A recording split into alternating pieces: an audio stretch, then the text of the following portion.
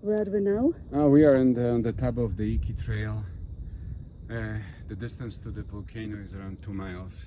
We are going to be moving closer. And today it's 29. Yes, the 29th, I guess.